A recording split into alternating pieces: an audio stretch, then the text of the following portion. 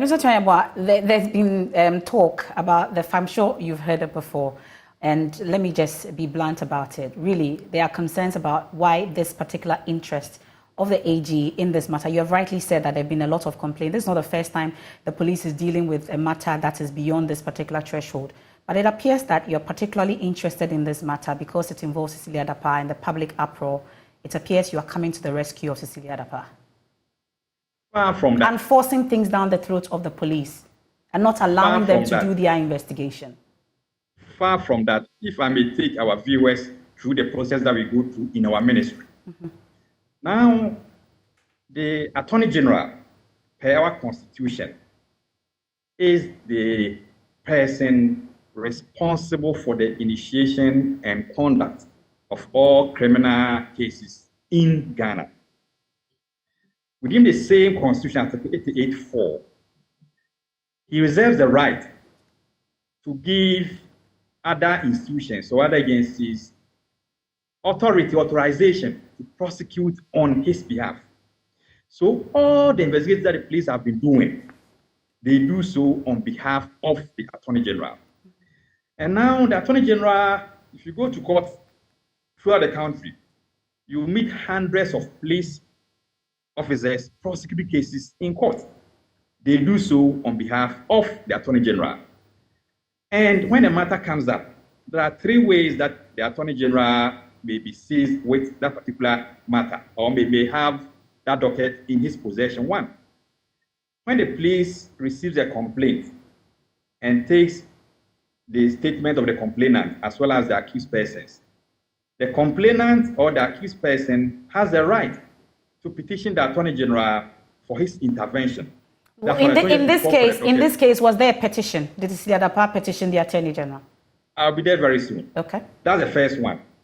The second one is where the police on their own, looking at the nature of the case, submits the docket to the Attorney General. The third one is where the Attorney General himself, having heard of a particular matter, may write to the police and call for the docket. In this particular case, the police so much, that's what I will say, the police on their own submitted the docket to the Attorney General for our review and advice. And having submitted the docket to us for our review and our advice, we have a responsibility to look through the docket, review it, and advise them accordingly. So this is exactly what we did in this particular case. Okay. It is not about any special interest. We think crime is crime. It matters not who is involved. I speaking, if I decide to engage in a criminal activity, the fact that I'm a deputy attorney general does not mean that I should absolve of that crime. I must be made to go through the full rigors of the law. But if you come to that's the ideal situation. But the reality on the ground, we know that's not what happens most of the time. Your government will definitely come to your rescue in our part of the world.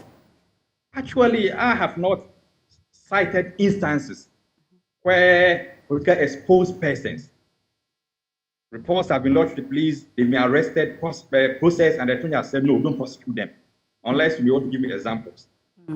Now, if you come to the office of the Attorney General, the actual work, I can tell, is not done by the Attorney General or his deputies. The actual work is done by the attorneys in the ministry, headed by the Director of Public Prosecution.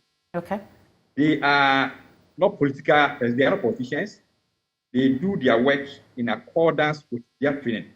And so, in case there's any advice, whether it's this particular matter or any other matter, what I can tell the public is that the advice that you see isn't the advice that the attorney himself sat on the case to review, but advice that the officers in the ministry have offered. Okay, so I was asking earlier if Cecelia Dapaah has actually approached the Attorney General, petitioned the AG to look into this particular matter. Was that the petition? No. No. Okay.